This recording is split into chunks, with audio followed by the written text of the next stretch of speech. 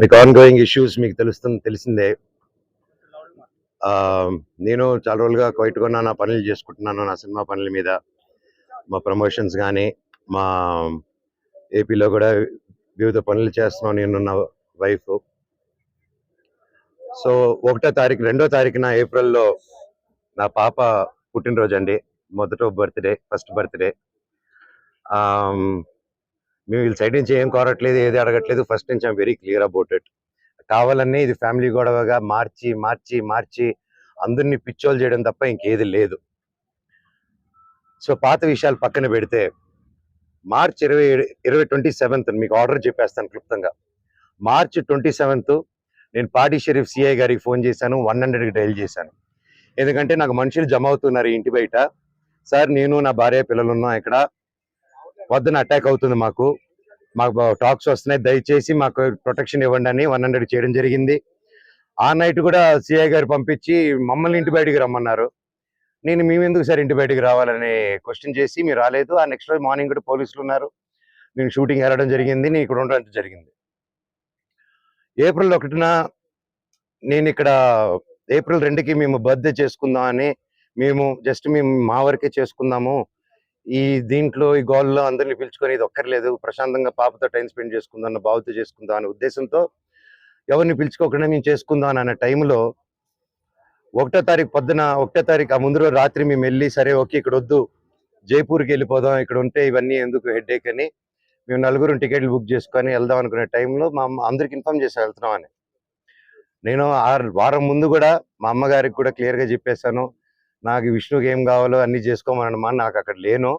నేను నా వైఫ్, నా భార్య కూతురు బర్త్డే సందర్భంగా మేము ప్రియాంప్ ఇచ్చేస్తాం, మాకు మీ ఆస్తి లేదు. ఇది ఆస్తి గొడవే కాదు, మా నాన్నగారికి ఎప్పుడో పెట్టేశాను, నాకు ఆస్తి వద్దు నాన్న, మీది ఆస్తి వద్దు, కానీ పిల్లల భవిష్యత్తుకి మీకు సంబంధం లేదా, అది దట్ ఈస్ ఎందుకంటే స్టూడెంట్స్ నమ్ముకొని వచ్చారు, వాళ్ళు నమ్ముకొని వచ్చారు, అక్కడ స్టార్ట్ అయ్యేంత దూరం వచ్చింది అది. ఈ రోజు నాకు ఆశ్చర్యం ఏంటంటే సిఐ గారు మీరు ఇక్కడ ఉండట్లేదు కదా అన్నాడు నాతో. సార్, అయితే మార్చి 27 మీకు ఫోన్ చేశాను కదా సార్, ఇక్కడే కదా ఉన్నాను, మీరే కదా ప్రొటెక్షన్ ఇచ్చారంటే సైలెంట్ ఉంటాడు. ఆయన స్క్రీన్ షాట్స్ రికార్డింగ్స్ అన్ని కూడా మీకు ఇమ్మన్నాడు, ఆయన పర్మిషన్స్ మీకు ఇవ్వబోతున్నాను. అండ్ 1వ తారీఖున పొద్దున నేను ప్రెస్ బృందానికి లింక్ పంపించాను, వీళ్ళకి ఆల్రెడీ పంపించాను.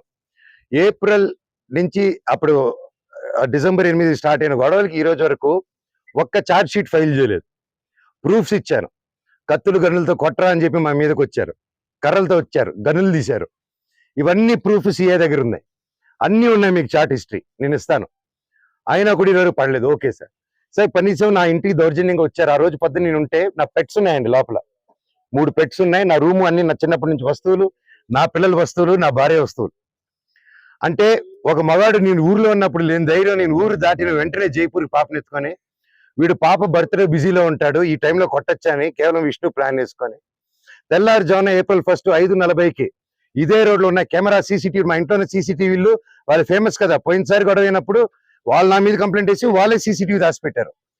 ఇప్పుడు కూడా మీరు వెళ్ళి అడగండి, సీసీటీవీ వాళ్ళు ఎంటర్ అయింది ఎవరు, వాళ్ళు ఇస్తే సగం ముందు కట్టుకుని తిరుగుతాను నేను రూపీతంతా. వాళ్ళ సమస్యలు ఒక్క ప్రూఫ్ మనోజ్ మీద తప్పని చెప్పమనండి, నేను సాక్షాత్ అందరి కాళ్ళ మీద పడి నేను సారీ అడుగుతాను. ఒక్క ప్రూఫ్ చూడుకుని పోనీ నేను ఆస్తి అడిగినట్టు ఒక్క ప్రూఫ్ చూపిమనండి. వాళ్ళు చెప్పేది ప్రతిదీ అబద్ధం. ఏప్రిల్ 1వ తారీఖున దౌర్జన్యంగా 30-40 కార్లు, ఆ వీడియో కూడా ఇచ్చాను మీకు, 30-40 కార్లు ఇదే వీధిలో వచ్చి మా సెక్యూరిటీ గేట్లు దూకి స్టంప్స్ లో బూతులు మాట్లాడి నా సెక్యూరిటీని కొట్టి 3 గంటల వరకు బంధించారు లోపల.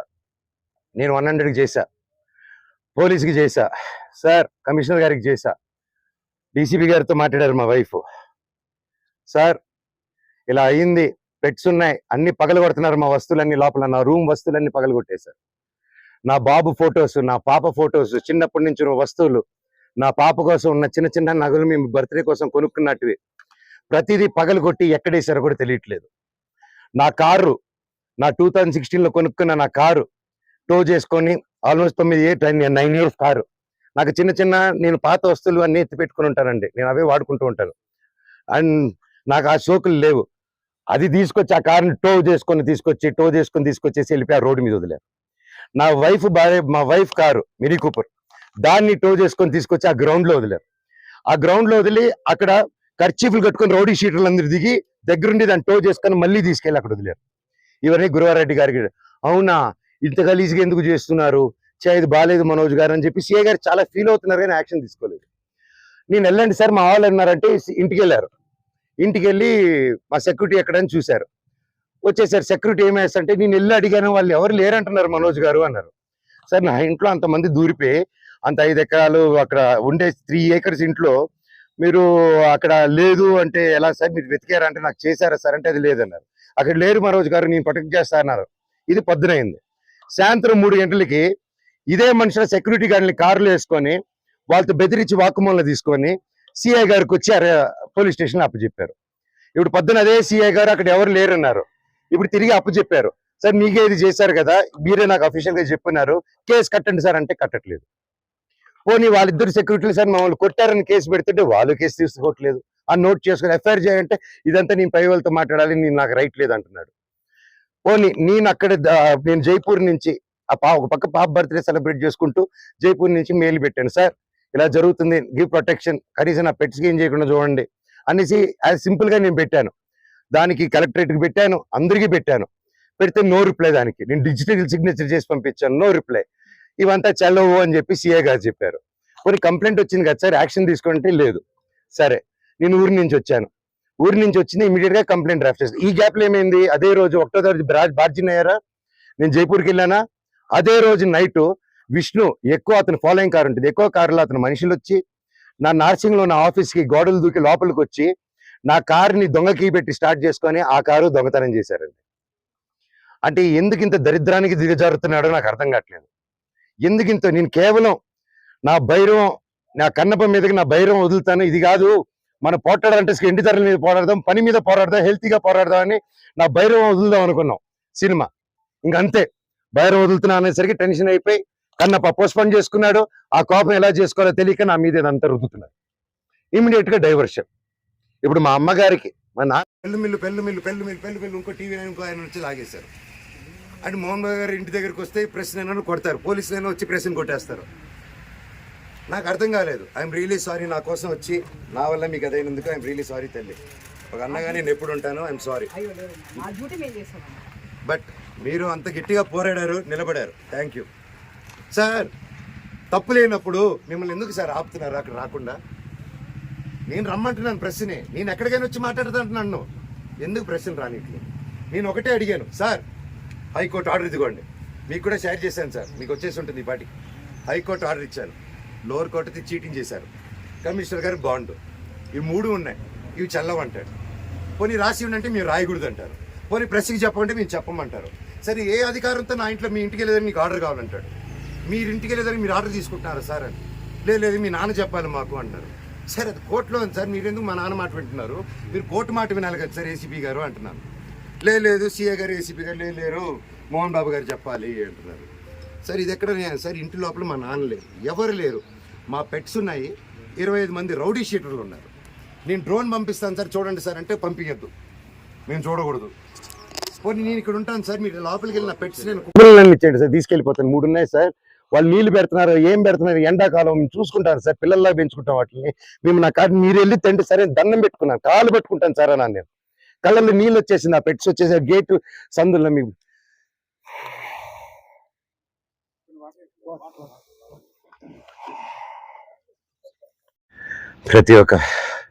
ప్రతి ఒక్కరిని, లీడర్స్ని, పోలీస్ డిపార్ట్మెంట్ని, కోర్టులని, కలెక్టరేట్ని, హ్యూమన్ రైట్స్ని, ఇది అన్యాయం అండి.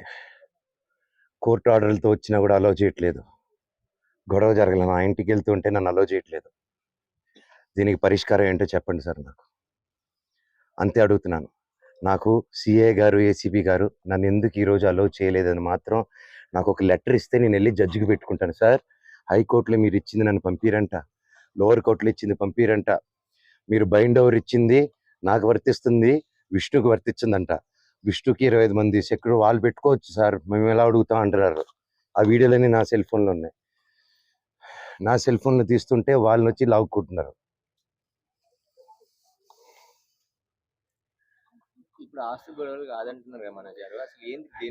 నా తల్లి మీద, నా పిల్లల మీద ప్రమాణం చేసి చెప్తున్నాను, ఏ రోజు నేను ఆస్తి అడగలేదు, నా భార్య కూడా ఆస్తి అడగలేదు. మా రెండు పక్కల ఆస్తి గురించి మేము ఏ రోజు సంభాషణ తీయలేదు. మాకు దొంగ సిగ్నేచర్లు పెట్టారు, ఫ్రాజరీలు చేశారు. మేము ఫ్రాజరీ కేసులు కూడా వేయలేదు. వాళ్ళ కర్మకు వాళ్ళు పోతారు, కర్మ సిద్ధాంతాన్ని నమ్ముకొని ఉంటాం. అర్థమైందండి? కుళ్ళండి. చిన్నప్పటి నుంచి నేనంటే కుళ్ళు. నా జుట్టు విష్ణు చేతికి వెళ్ళాలి, నా జుట్టు మనోజ్ జుట్టు నా చేతికి కావాలి నాయన అంటే, సరే బిడ్డ వాడి జుట్టు నీకు ఇస్తారని మాట ఇచ్చారు. అంతకు మించి నేను అది ఇవ్వట్లేదు. క్యాంపస్ అడిగాను, చేసే మనీ స్విండలింగ్ గురించి అడిగాను, ఆ డబ్బు విష్ణు చేసే దొంగతనాల గురించి అడిగాను, పిల్లల దగ్గర దోచుకునే దాని గురించి అడిగాను, లోకల్ ప్రజలను దోచుకునేది అడిగాను, ప్రూఫ్లు హ్యాండ్ ఓవర్ చేశాను. అన్నీ చేస్తున్నాను సార్. ఆర్డరు నేను కానీ ఇక్కడ కానీ డిస్ప్యూట్ జరిగేంత వరకు మేము ఇక్కడ ఉండొచ్చు. నేను ఎవరు ఉండకూడదని చెప్పాల. కలెక్టరేట్ దగ్గరికి వెళ్ళారు. నేను వచ్చి ఉండొచ్చు, నేను ఏం చేయట్లేదు, ఇదిగోండి అనేసి నా ఫైలు అప్పచెప్పాను నేను వాళ్ళకి. నేను వీళ్ళకి సినిమాలు పనిచేసినప్పుడు, నేను క్యాంపస్కి పనిచేసినప్పుడు ₹1 ట్రాన్సాక్షన్ వాళ్ళ దగ్గర నాకు వచ్చిందని చెప్పానండి. ఈ రోజు వరకు ఈ మనోజు ₹1 తీసుకోలేదు నా కుటుంబం నుంచి. ₹1 తీసుకోలేదు ఏ సినిమాకి. నేను బయట ప్రొడక్షన్ హిట్ కొట్టి బయట ప్రొడక్షన్లో చేసుకొని ఒకటి హిట్ కొడితే చాలు తీసుకొచ్చి ఇక్కడ లాక్ చేసేస్తాడు. విష్ణు కంపెనీలో 25 films నువ్వు చెయ్యాలి.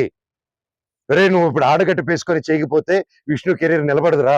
నువ్వు ఆడగంటే అంటే నాకు కంఫర్టబుల్ లేదు, ఇప్పుడు I'm not ready for lady getup అన్నప్పుడు అంటే సెంటిమెంట్గా కూర్చొని పెట్టి, లేదు విష్ణు కెరీర్ నీ చేతిలో ఉంది అని నిలబెడదాం హీరోగా, నువ్వు ఒక పర్ఫార్మెన్స్ నువ్వు కామెడీ చేస్తావు అంతా నువ్వు చేయంటే అన్న కోసం అమ్మాయి గెటప్ కూడా వేసుకొని యాక్ట్ చేశానండి.